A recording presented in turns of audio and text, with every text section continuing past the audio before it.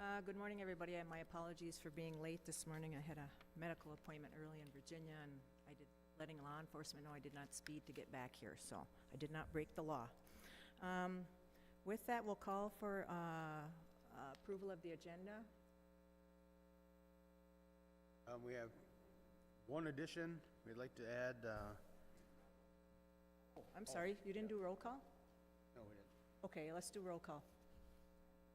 Here. Here. My apologies. Okay, Corey, go ahead. We'd like to add Miranda Lilia for 401k plan. We just need a motion to approve that moving forward with two different plans of us and Fortune Bay. Yep. Under we other? also need to remove Geshick with the Conservation Committee. She's away at training right now, a conference with wild rice and stuff with the other tribes. And she'd like to have a little bit more discussion on the conservation, so she's okay with next meeting. Okay. Move to approve. Move to approve the agenda made by Ray with those additions and deletions. Second. Second by Dave. All in favor signify by saying aye. Aye. Opposed, silent, motion carried. Minutes of regular meeting held April 4th, 2018 at Lake Vermilion.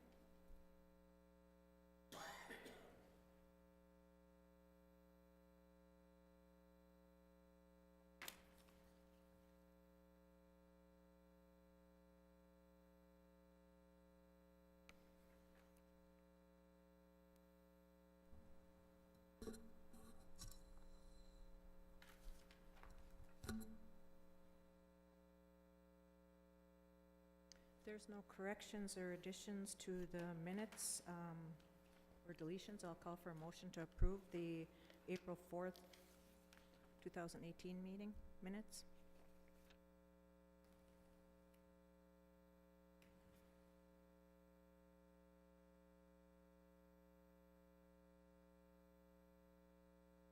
Move. Moved by Travis. Is there a second? Second by Ray. All in favor signify by saying aye. Aye. Opposed, silent, motion carried.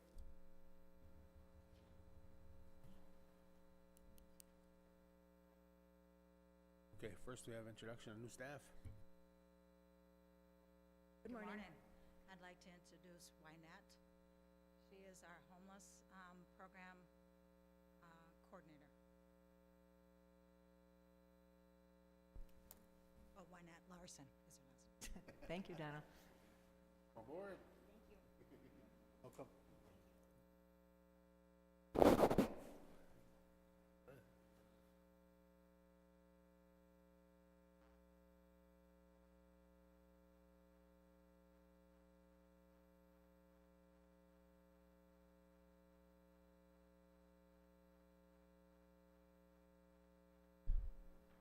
Okay, I think that's that. Moving on to the consent agenda. Okay, approved the sole source request from KBFT for the Sioux chef in the amount of $4,999 for a native food presentation being held April 25th. Move to approve, made by Ray. Is there a second? Second. Second by Dave. All in favor signify by saying aye. Aye. Opposed, silent, motion carried. Okay, first we have Donna Hoffer with two contracts, one for Dalco for cleaning supplies and another one for medical disposal.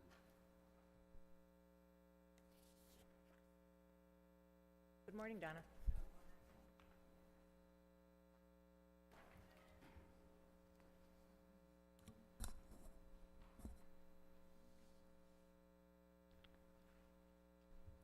Do you want us first, Dalco? Yes. Okay.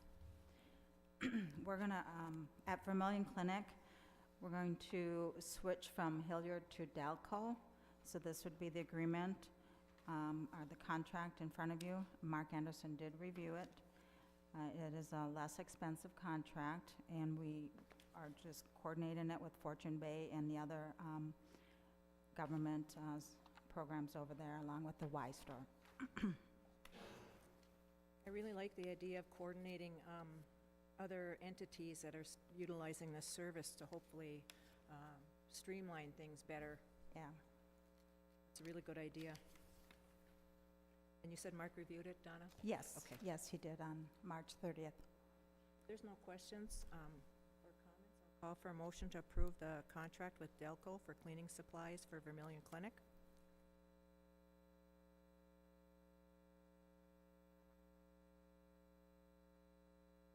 Moved by Brandon. Is there a second? Second by Ray. All in favor signify by saying aye. Aye. Opposed? Silent? Motion carried. The next one is the medical disposal system renewal for the Vermilion Clinic. It's a 4-year agreement. Cost went up a little bit per stop from $198 to $245.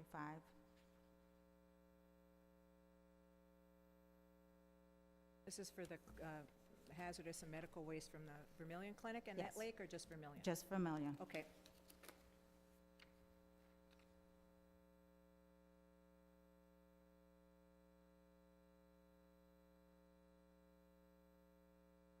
There's no questions for Donna. I'll call for a motion to approve the renewal of the agreement for medical disposal systems for the Vermilion Clinic. Move. Moved by Travis. Is there a second? Second. Second by Dave. All in favor signify by saying aye. Aye. Opposed? Silent? Motion carried. Thank you. Thank you, Donna. Next, Darren Landgren asked if he could be moved to the end of the agenda. Okay. He's got a appointment. Okay. So next we had Gordy Adams. He just stepped out. Billy, is Gordy out there? Is Gordy out there? He just stepped out. Oh, On to Panda? is he Copies? coming? Okay, Oh, we'll wait for Gordy. Next we have Gordy with medical and new medical collection service. Florist request for Guardian Pest Solutions.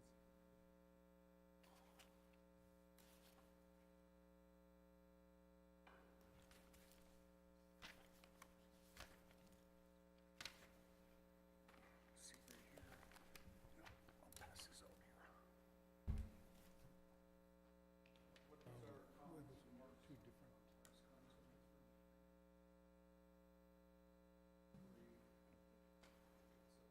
We got two separate agreements, right? Two separate agreements. Okay.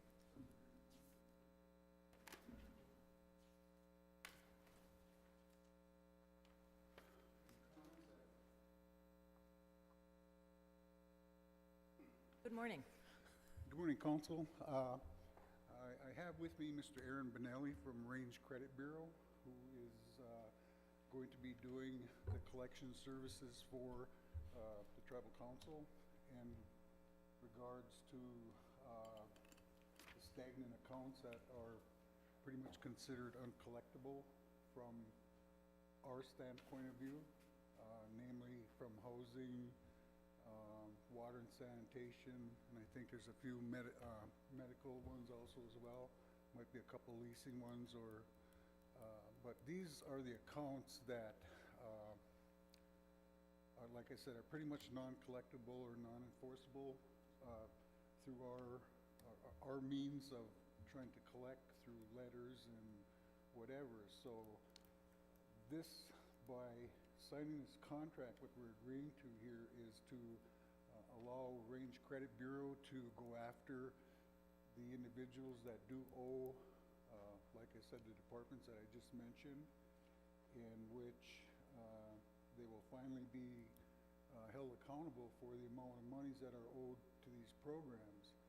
And some of them are quite high and old, in which a lot of these accounts are not even reflected on their credit reports or on their credit scores.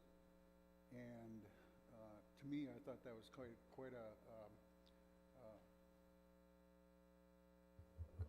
bad mark on our part, because our lack of enforcement or our lack of going after them in a proper way to at least report them to the credit agency. But with this contract, this allows Range Credit Bureau to do that for us at the fees that are listed on the contracts. And basically, Mark's comments were basically stating that, you know, we're not going to be, we're going to be the ones that are in charge of giving what accounts to Range Collection Bureau so that they can go after them. We're not going to go after the individuals that are on payback agreements or things that are, you know, that are abiding by their payback agreements or whatever is owed to whatever department. So this is just, I believe, is a key for us to start going after some of these old accounts that are, you know, that have been stagnant over the years. So with your approval, and if you have any questions, I invited Aaron, I'm sorry, Aaron Benelli up here. He's the manager, owner? Manager for Range Collection Bureaus. If you have any questions for him, or if there's any questions from the audience, he'd be glad to answer any of those questions. So, I know one of the questions when we were talking about this was the jurisdiction. And we did get that answered by Mark, because we were wondering about our sovereignty issue with regards to jurisdiction for the accounts on the reservation and then being charged or being collected for, that would have to go to civil court off the reservation. So our attorney, Mark Anderson, did say that for civil matters there is a concurrent jurisdiction, just so people understand that. And basically, civil matters can be in either state or tribal court. So that is, we're not giving away our sovereignty. That answers that question, because that's one thing I think a lot of band members would say, is that, you know, we're giving up our sovereignty for this. The other thing, or the other comment that was made, was that people that are going to be referring the accounts shouldn't refer any account for collection if there's a payroll deduction or an administrative offset or agreement to pay out of per capitas and or a current payback agreement. And also, we as a council need to designate who has the authority to approve legal action to proceed with this litigation. And we just approved a resolution bringing claims on behalf of the band that it will be the division directors. So I just wanted to get that clarified. But I know that we have, I believe, almost close to $1 million in debt from everybody, whether it be band members or other MCT band members, or even tribal members from not in the area. So, it's a collection of very many years of people not paying on their accounts. And so we're looking at a way to try to regain some of that revenue. And this is the way that Gordy has researched and done this. So I just wanted to make those comments. I did have a question, Aaron. Is there statute of limitations on any debts? I mean, because some of these are, like the chairwoman said, they're years old. 6 years would be the statute of limitations for going to court on a case. So it's 6 years from the date of last service or the date of last payment. Obviously, whichever one is more current you would use. Okay. That is for going to state court to collect. There is no statute of limitations for the tribal debt owed to the tribe. Okay, that answers it. Thank you. Another question I had more out of curiosity is, we're looking at two separate agreements here, one for medical, one for non-medical, and the medical charges seem to be less. Yes. What's the rationale for that? Medical debt is always typically easier to collect than, say, a housing or a rental or a loan piece, so there's a break given to medical. And typically medical over the long run will have more volume turned over to us. Okay. All the questions I had.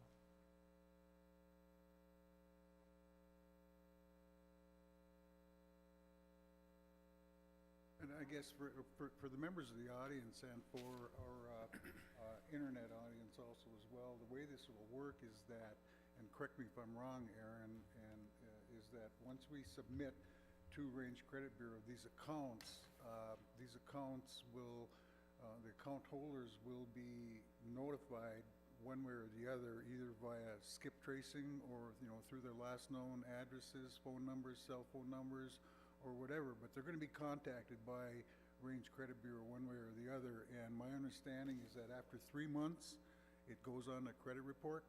After 1 month. Oh, after 1 month, it goes on a credit report, then after 6 months of bombshelling them with phone calls, letters, and things of that type of nature, then it goes into court? It would be recommended for court, and then we would go through and see if they have any means to pay that would make it necessary. But no, not everything goes to court after 6 months, that's just at the point where we decide. if it needs Yeah, okay. to get it collected. Yeah. So that's just a clarification for the members of the audience and the internet. Another question, maybe this is relevant or not, but in regard to medical billing, some of those billings are really delayed. And I mean, I think after probably 30 days, if it's not paid, they start sending notices, that it's late, and, the letters they send, everybody knows those, because we probably all get them because the insurance companies are slow in paying medical bills because of the bureaucracy of the paperwork. So,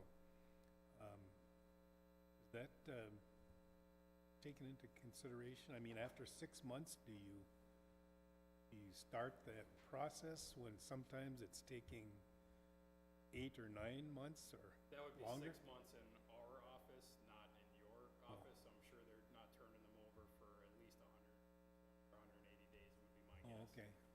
So, yeah, usually most internal medical offices give plenty of time before turning it over to collections for the consideration of insurance.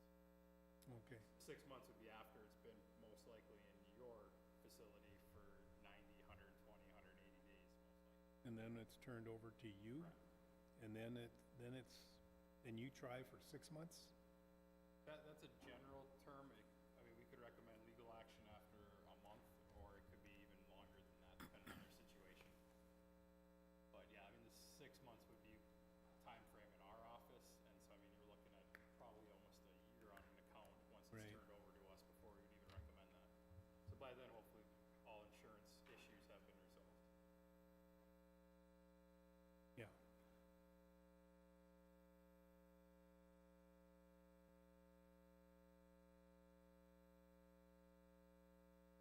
Oh, yes, definitely, yeah. It's coming.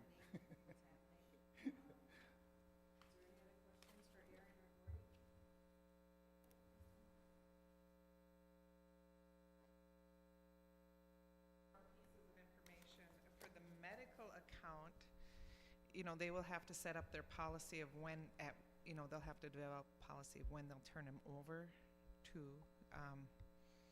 the credit bureau.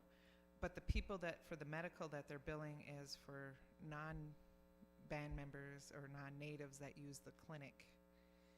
I don't know if there's a large amount of that, or I don't know statistically, So that impacts very few band members, and on the accounts receivable list, there's maybe between 100 and 150 people that would be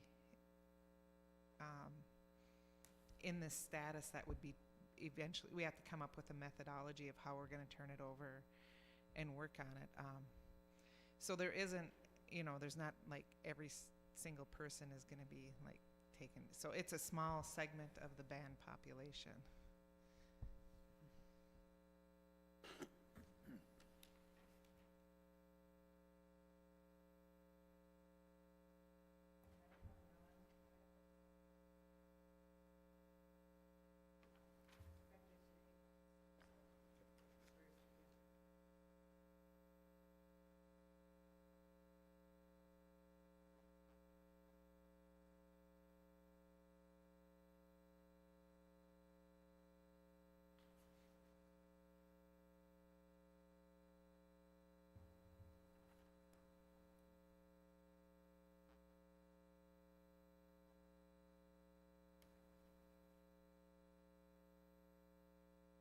that motion.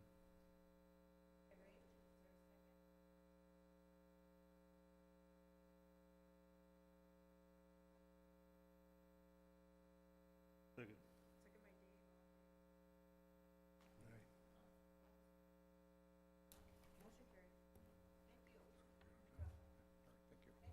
Thank you. You. The second item I had on the agenda is the approval for a sole source agreement for Guardian Pest Control for a bed bug treatment over at the Vermilion sector of the reservation.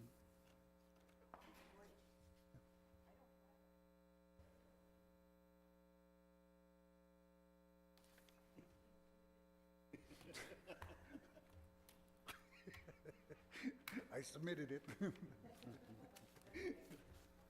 Yeah, this one was already done.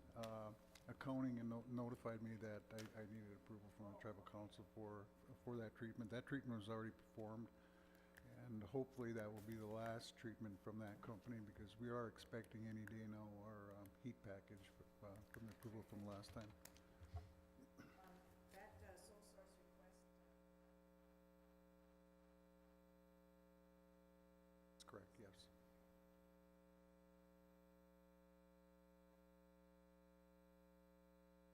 Bed bug removal, yeah, treatment.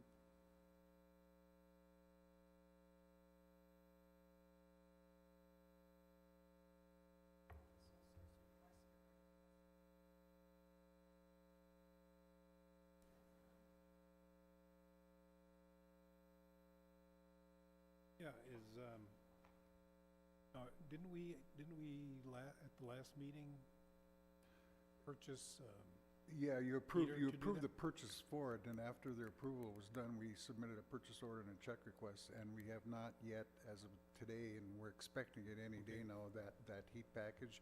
But that was performed prior to the last meeting, so it needed to get done, and no, you so can't this wait. should be the last time we have to? It should be the last time, but, because we did 2 more tests over at Vermilion, and we got 2 more units that have tested positive for bed bugs. So as soon as that unit gets in, we're gonna put it into action right away, so that hopefully we'll see no more bills like that. Yep, So that's correct, what's the yeah. timeline for receiving that heater? It was 5 to 10 days, so it should have been it'll, sometimes during this week it should be here. Well, this should be the last time we're, Yeah, it should be, yeah, but yeah, it will be the last time you get we get a bill, something similar to that, so.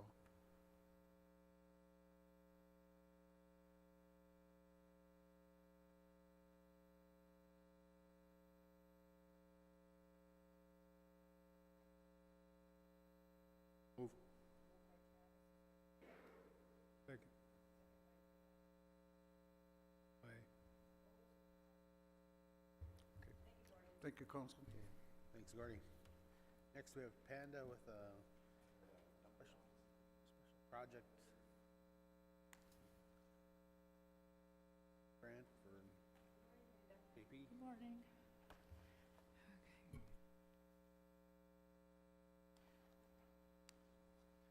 I have a grant agreement for a renewal grant for our Violence Against Women Stop Special Projects for Tribal Reservations. The amount is $115,000, and the main goal of this funding will focus on completing the recommended next step goals to implementing and exercising special domestic violence jurisdiction under VAWA.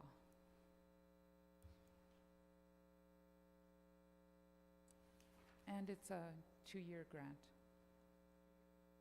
2, yeah. And we have 6 recommended next step goals.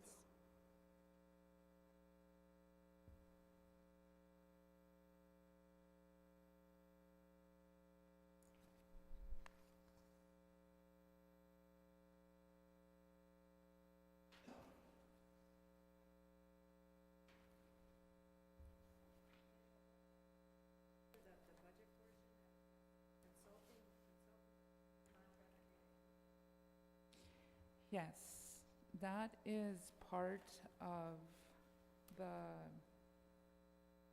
contract portion of our budget. So majority of this funding will go towards hiring a consultant attorney. And they will be working on the 6 next step goals, objectives.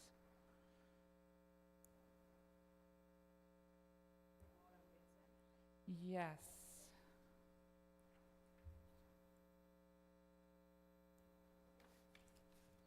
The reason I asked is that someone who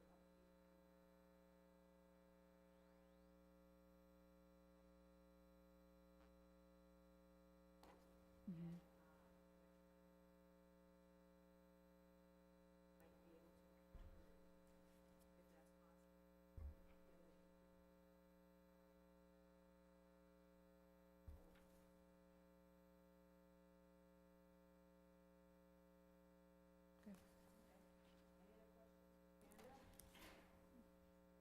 Any other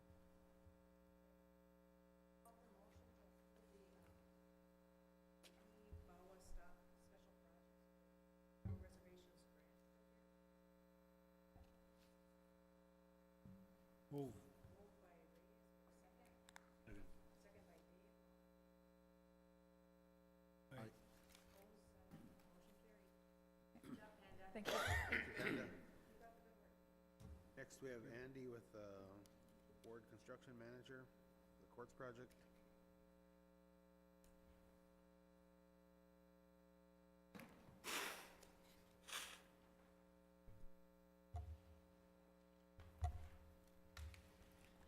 So this item is in regards to the Courts Edition project, and several weeks ago, we put out a request for proposals for construction management of the project.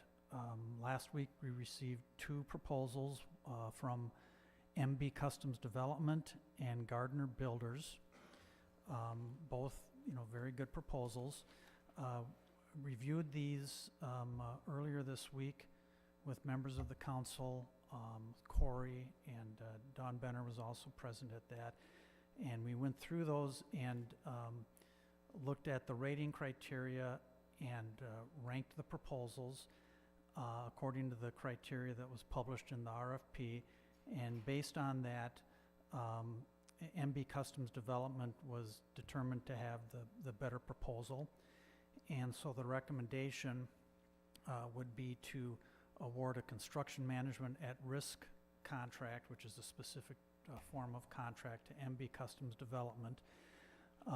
The amount of the fees that they had proposed was $266,000, which includes all of their general conditions, overhead, and profit, and that's within the general guidelines for this type of a project. It's very comparable to the guidelines that we used on the Tax Credit 3 housing project. And so that's the recommendation.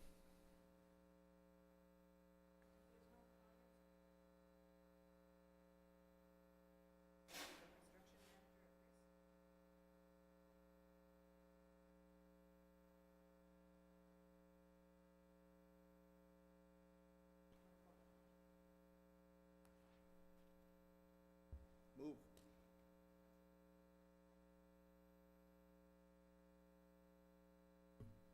Second by Dave, all in favor, signify by saying aye. Aye. Opposed, silent, motion carried. Thank you. Andy. Next we have Alex with the 2018-2019 Timber Harvest Plan.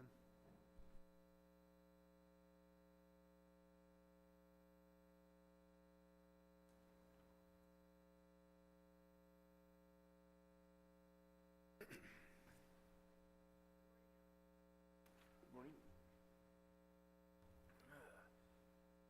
So this harvest plan is basically what I plan on harvesting in the next 2 years, give or take, next 2 fiscal years. There's a description of the harvest type on the second page.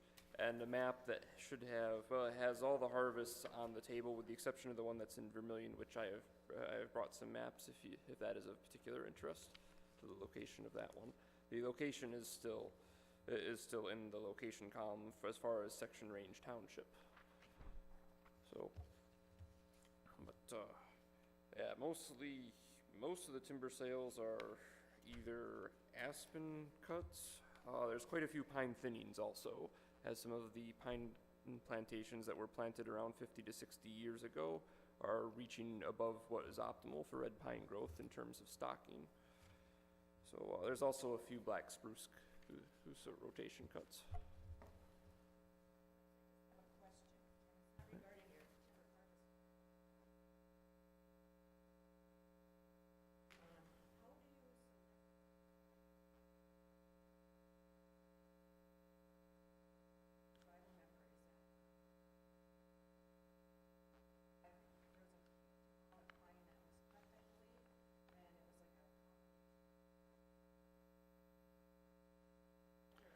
That was the Highway 65 sale. There were 3 sales among Highway 65 this winter and last winter. The one you're probably referring to, if you mentioned pine, is likely ST 348. That's 3 stands, but it's 1 timber sale. By acreage, that one was one of the larger ones on the harvest plan by acreage. If I recall, the acreage on that one was around 66 acres. You'll note that of the timber sales on this harvest plan, they vary in acreage from 4 acres all the way up to, I think the largest one is 98 acres. In terms of how I choose to prioritize which stands to harvest, can be pretty complicated to pick. ST 348 actually originated from a timber sale that my predecessor, Mr. Larson, had orchestrated as a shelter wood. And that sale was chosen because the pine had gotten to the size where it was old enough that it wasn't really putting on much growth. So that was harvested to get the next rotation of trees going. So it's not so much that it would be worth less to leave it or that the trees would fall over if it would have been left, but the sooner you get the next crop of trees growing, the sooner you're going to have another return on that. So white pine was left in the interest of having it as a strong component in the next rotation, as white pine tends to have a very long life expectancy, so much longer than red pine or the other species.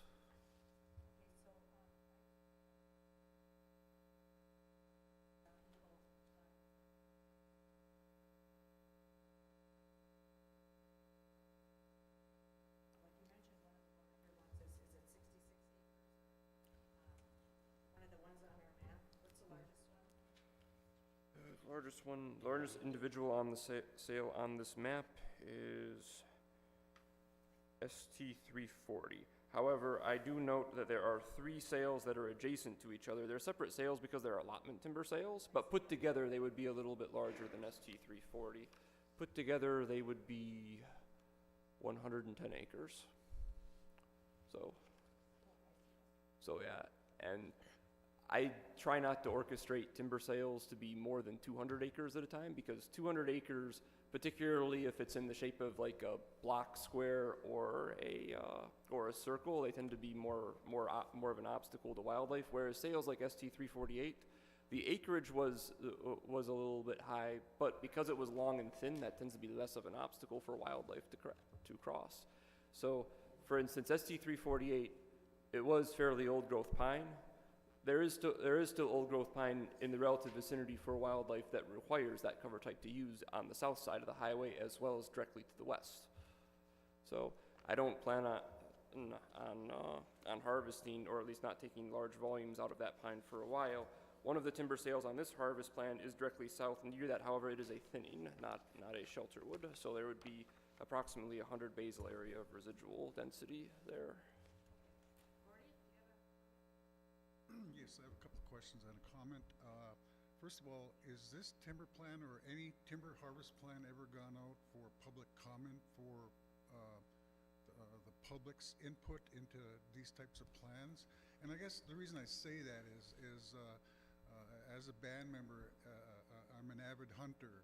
I go out and harvest blueberries and things of that type of nature, and I take my kids out in the woods, and there's a tremendous amount of cutting that's going on on the reservation out there. And I guess I just need to know whether or not these plans are scrutiny to public input from our band members. So each timber sale,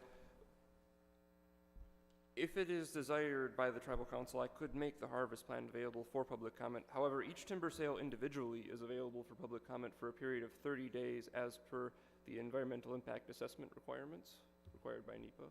And then where is that posted, or how is that posted, or how do we as band members know that? I've never seen one, or I've never seen any posting of proposed cuttings for public comment. Where is this posted? Or at forestry in your office, or?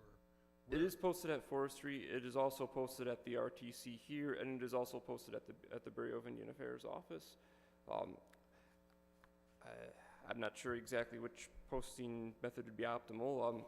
Perhaps an email to all Bois Forte could also be a further means of posting if you feel that would be more effective at soliciting public input. Yeah, I would also suggest putting it on a tribal website also as well. People don't know. I mean, how do we know? And all of a sudden we're out there, we see all these cuttings that are going on out there, and I guess that kind of concerns me. The other question, or the other concern that I have, is on the non-tribal cuttings, you know, for the diamond match and potlatch areas out there. Why are those loggers, or why is that property still being trenched or bermed up to prevent hunting from going on, or to prevent access to be going on in those areas? Because last I knew that those areas were not supposed to be bermed or trenched to prevent band members from hunting in those areas. Well, if you're referring to a particular road or to a particular timber sale, I only do the administration for timber sales on tribal lands, and the roads that the loggers use to access tribal timber sales, so it's intended that hunters be able to use those roads. In fact, some of these timber sales are specifically designed to improve roads for hunters to use.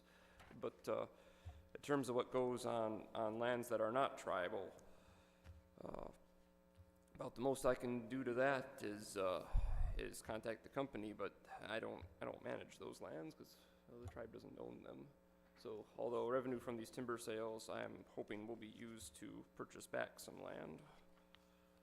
Because I was under the assumption, or that on those lands that we are granted access to hunt, and when these lands, or when those road access are blocked, or you know, trenched or bermed to prevent that from happening, then who do we report that to you, or law enforcement? Yeah. Or I think I think a lot of that logging that's going on, that mass amount of logging, is a lot of it's Couchiching County.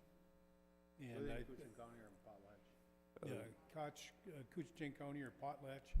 But I think what it would take some contact from the tribal council to Couchiching County and Potlatch and have that discussion, because I think you're right, because I'm a hunter also, and I notice, you know, it is hard to get into some of the hunting areas.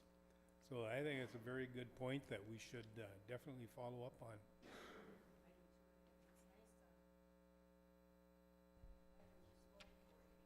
We don't know about them, so once we're aware of them, we can deal with them.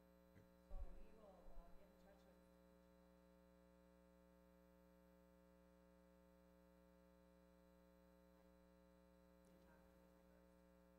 okay, and in the event that they continue to do so, who do we report that to then? Okay. I would report it right now to. Okay. Instances possibly where. Okay.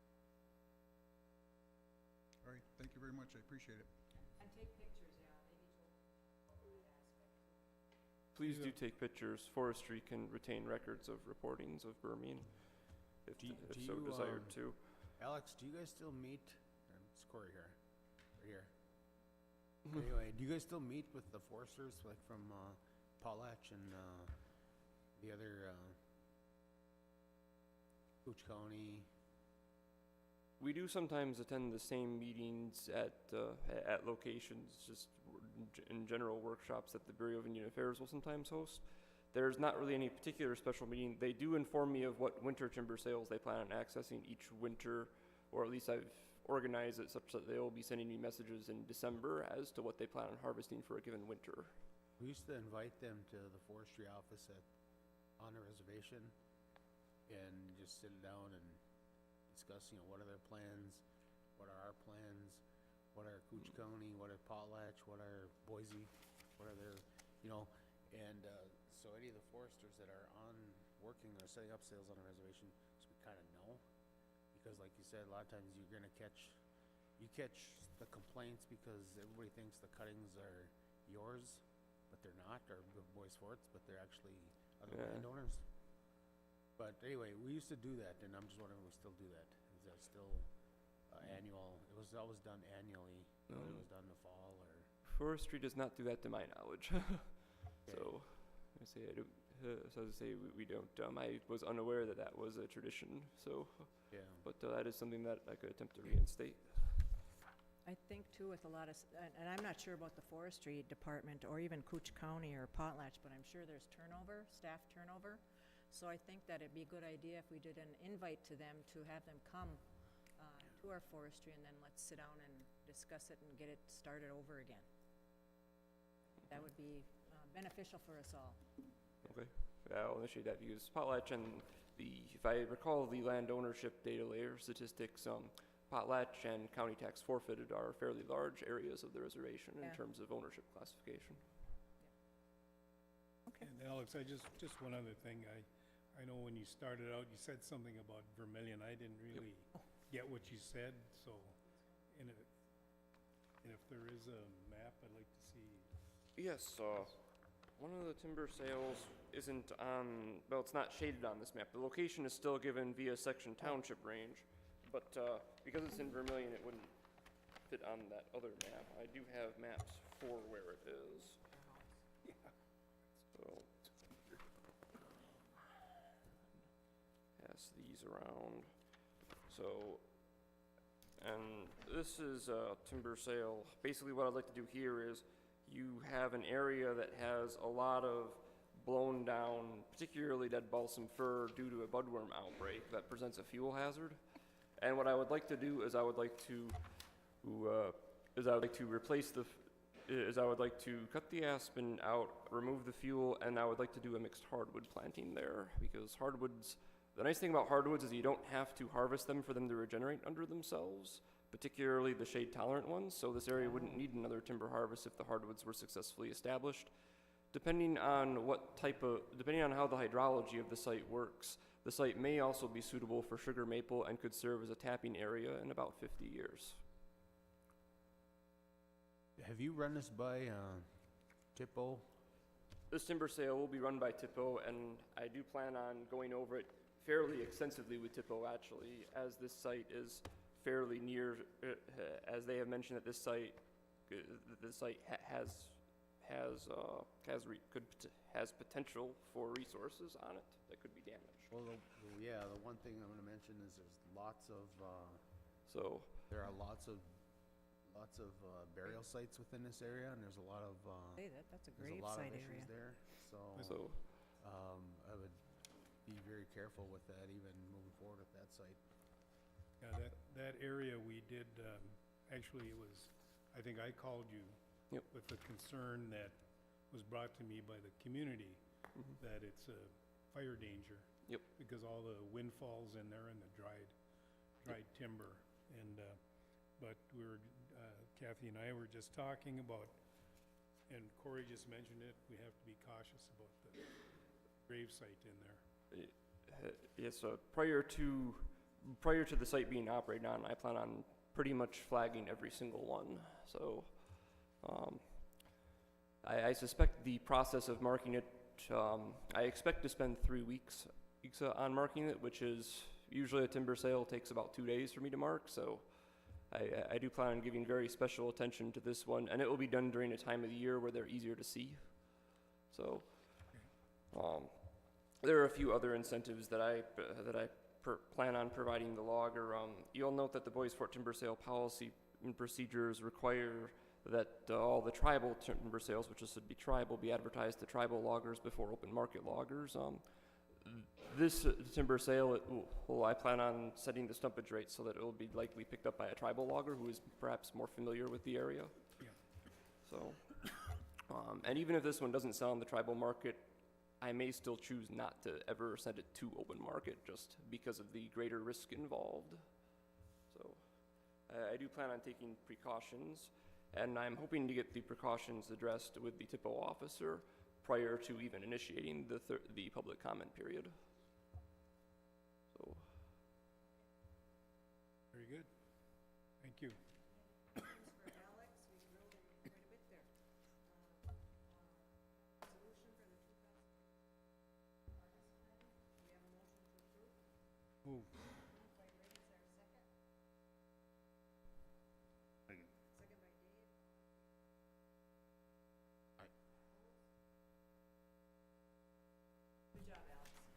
Like your shirt. thank you.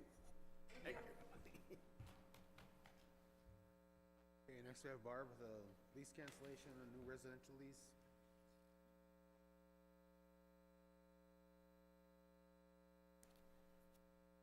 Good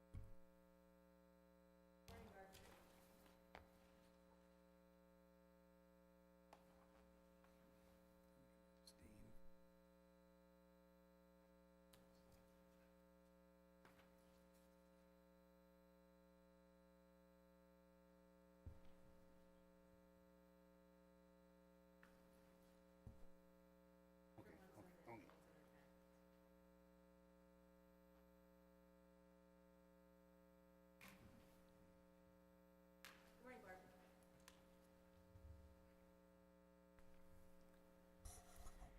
Good morning.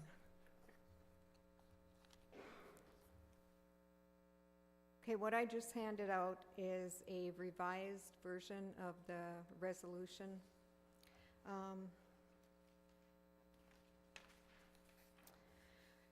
And what is revised on the resolution? I have a lease cancellation for Eric Milbridge. He is selling his property to Charlene Evans, who is also a band member.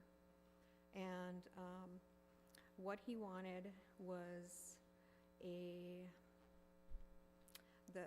resolution that you had in your packet is a standard resolution that it's a template that we used all the time. But when the books got sent out, there was a question as to whether he would actually be covered. And so that resolution got sent to Mark Anderson, and Mark made the revision to the resolution. And so I got the revision this morning. I made it on this resolution. And basically, the resolution revision reads that the documents authorized by this resolution shall now be executed and delivered unless and until the land leasing manager has received written notice that all contingencies in the purchase agreement between the buyer and the seller have been satisfied. So I will need to get a copy of the purchase agreement, because I don't Okay. have a copy of that. And so, so what I'm asking for is the approval for the cancellation of Eric Milbridge's lease, first of all. And that's due to the pending sale. That's due to the pending sale. And Charlene is working with the Woodlands Bank. And right now, there's a appraisal and an inspection process going on. And if the funding doesn't go through, then it just stays Yep, the same? It does. Okay. Eric retains his lease, and we'll just go on. I've had several other people contact me about that piece of property. So, Okay. and which I did contact Eric and give him those other names, Okay. so. All right, do we have a motion to approve the lease cancellation for Eric Mailbridge pending the sale of the structure?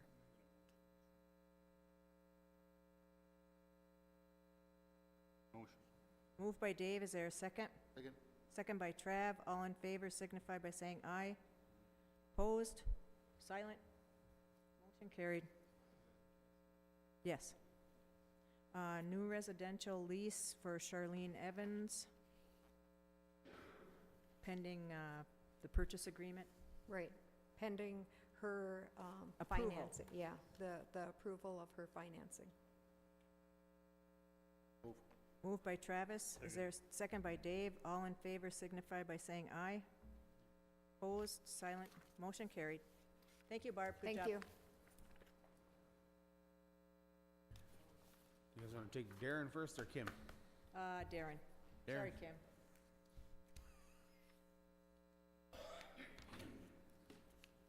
Hi, Darren. Hey, no cavities. Okay. Sorry. I'm just here to ask if we can, Congratulations. permission to do a raffle. We want to purchase a lamp from Ed Isham Okay. and raffle it off and try to make some money for the parent committee. Head The- Start the Parent Head Committee? Start parent committee. Okay. Yep. So you're doing a fundraiser. A graduation? Is that what it's for? For graduation? Yeah, well, we might not finish the raffle in time for graduation, but it'll just be used for activities for Activities for the parent committee? Yep, parent committee for the kids. Okay. And then, also, I don't know if it got put on, but we wanted to ask permission to use the parking lot. We want to have a big trucks night where all the departments will bring in their, whatever, their dump trucks or whatever, and we want to have a show for the kids. We're thinking the 26th, but I think behavioral health has an event that night, so Okay. now we got to figure a different date. But we just wanted to ask permission if we could do that. They'll probably just parade around and, That's a big deal for little kids. yeah. Okay, if no questions or comments for Darren, I'll motion to approve the lamp raffle for the Nett Lake Parent Committee for Head Start for activities. Moved by Brandon. Is there a second? Second by Ray. All in favor signify by saying aye. Aye.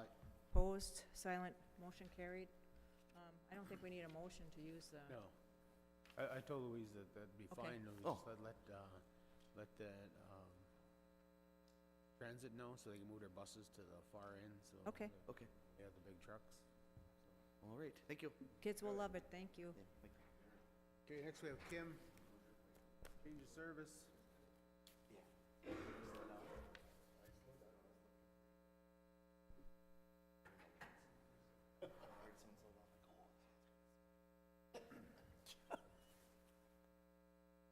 Good morning, Kim. Good morning. The first item I have is a change in service agreement from Comprehensive Care Services to AmeriHealth Administrators. The Comprehensive Care Services, also known as CCS, is the third-party administrator for our health insurance, which is self-funded, and they have been sold to AmeriHealth Administrators, and they need to have authorization signed so they can access the billing information to process the claims. And this is a positive move, most likely because we'll be moving from the EP&I network to the Blue Aware network, which it's still all Blue Cross Blue Shield, but they have a larger network, and it will include more of the Mayo services. Also,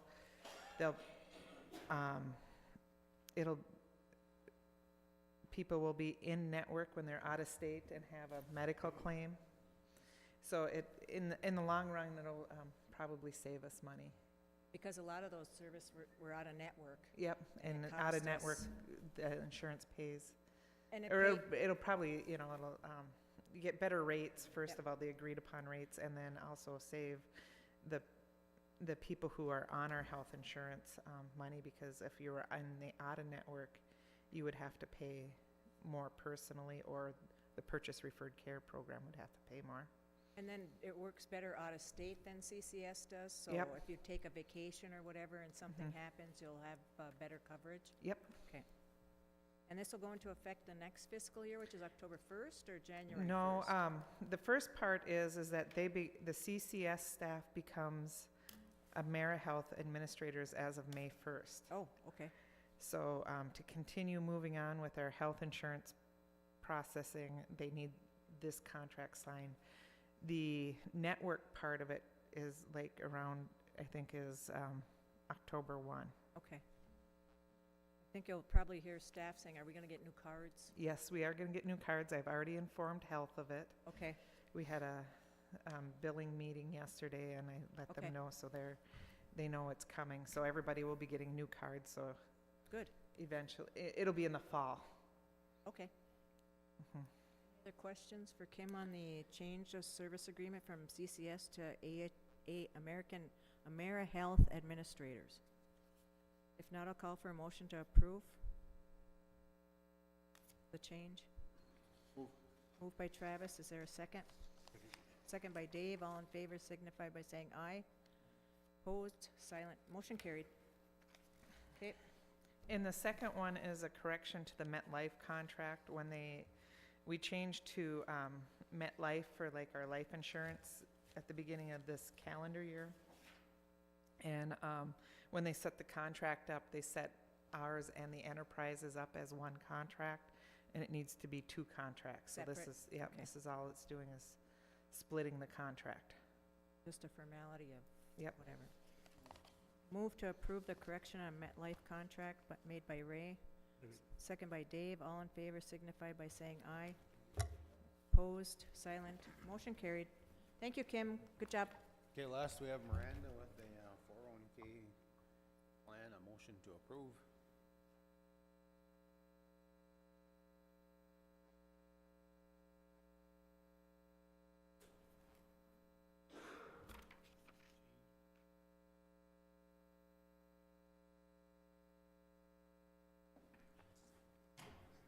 Good morning. Good morning.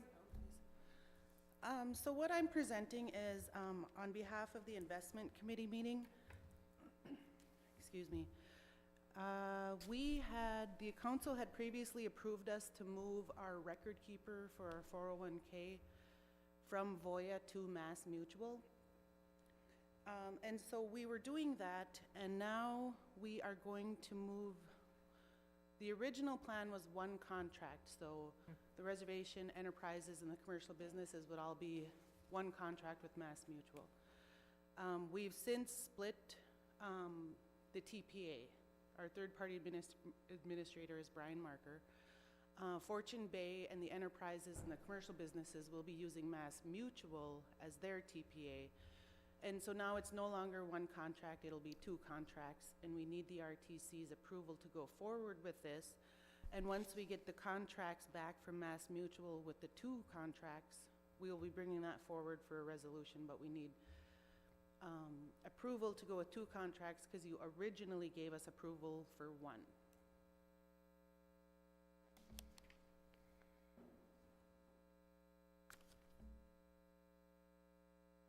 And this was agreed upon at the investment committee meeting on Friday, correct? Where we kind of discussed the TPAs? Yeah, it was approved at the investment committee level, the meeting beforehand, and then kind of Further discussion to Yep, after clarify. discussion, it was agreed upon to go through with the two contracts.